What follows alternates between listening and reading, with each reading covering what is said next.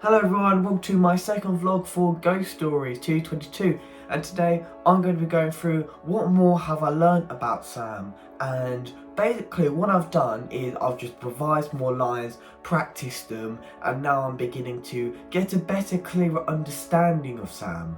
So for example, the kind of dress he would wear.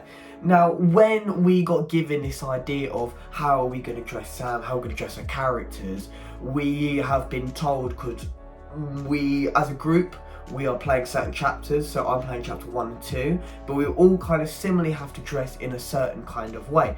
Now I'm thinking, I've got a NASA hoodie and obviously Sam is linked to astrology. I think it'd be quite a good idea, but obviously the idea doesn't exactly link compared to, let's say, some of the other dresses, which would probably be black or something like this. But you could theoretically argue theoretical uses that as it was in the beginning, maybe you could have just took it off at one point because he was busy. So in some ways, yes, it can work. So that was my idea for Sam's dress. Obviously in the play it says it's a bit baggy, a bit raggy, and I think that's because Sam as a character doesn't really think how other people see him. That is because he sees himself as, well, incredibly smart. He's an egotistical person because he's a smart person. So why does he need to do all these things to try and keep up with other people, despite the fact he doesn't really need it? Which I find quite interesting about Sam, because he's a very interesting character because of the fact that he doesn't shy away from him. He doesn't shy away from certain things, and he lacks the quality of just understanding people and really just talking to people and having a good conversation. Rather, he has to tell the truth, and he can't say anything other than the truth. Like, when talking about people, he doesn't talk about Ben in a nice term, Jenny's mum in a nice term. He kind of describes them as weird people, almost trying to self-isolate Jenny. Like, for example, when talking to Jenny, when there were Loz and Ben are gone, he goes, Loz is boinking builders. Now obviously that's trying to make them seem a bit weirder, and obviously trying to push them away, making them think they're a bit strange and weird, which obviously Jenny rather disagrees on the occasion. But it does kind of go to show that Sam may not realise it, but he can be quite controlling, and also he feels like everything he says is right. And maybe it's not controlling, maybe it's the fact that Sam is so much better, he always finds little qualities about them to really strike. So in other words, it feels like you're somewhat walking on eggshells with Sam when you're talking to him. And I think Sam is a very interesting character for that, because he obviously sees himself as a very egotistical person. He knows he is. That's because he's a very smart person. And it doesn't necessarily mean anything bad, but I think he can see himself with emotional sides of things. It doesn't exactly go the best for him, as you can see where he struggles.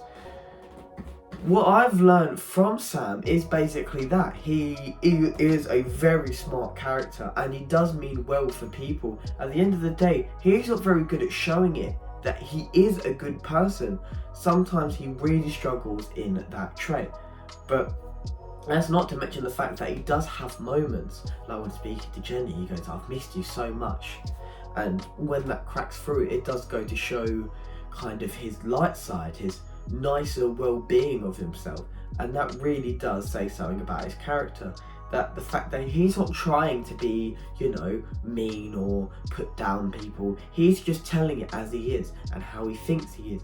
At the end of the day, he has a lot of respect for people, but doesn't know how to say it in a way, because his smartness kind of gives this purpose that he is better than everyone, but in that way he does care for people. So yes, although you can argue at this time he's an egotistical person, what I've learned from learning in this script is that really he's just trying to make his way through life, but he already has a good understanding of what he's doing. He's always knew what he wanted to do in astrology. So in that way he feels so much more better than just everyone around him.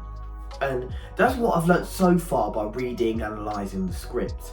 And at this point where we've just literally been analysing the script, I've learnt so much about Sam's character, and I feel quite definitive I can understand his character and explain to his character to an audience quite well, as I've just portrayed here, because he is such an interesting character and none of his aspects should be looked over, because of the fact that although he has his moments where he's cold, he's secretly quite a soft person.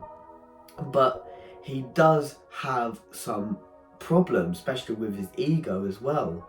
But despite the fact of that, he is actually generally, I think, quite a nice person. I think that's what I've learned so far about Sam through this journey.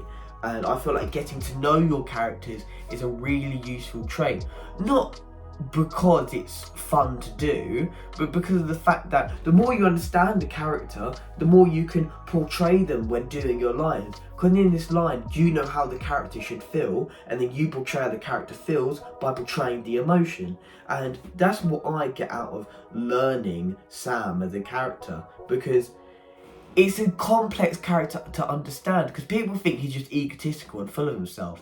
But the truth is, at the end of the day, he does care about people, and he does care about his baby, Jenny. There's people he holds very dear, but I think he struggles to understand what to do and how to say it to people. Now, that's what I've learned so far. Thank you for watching. I hope you enjoyed the vlog, and I hope you stay tuned for the third vlog. Thank you for watching. Hope you enjoyed.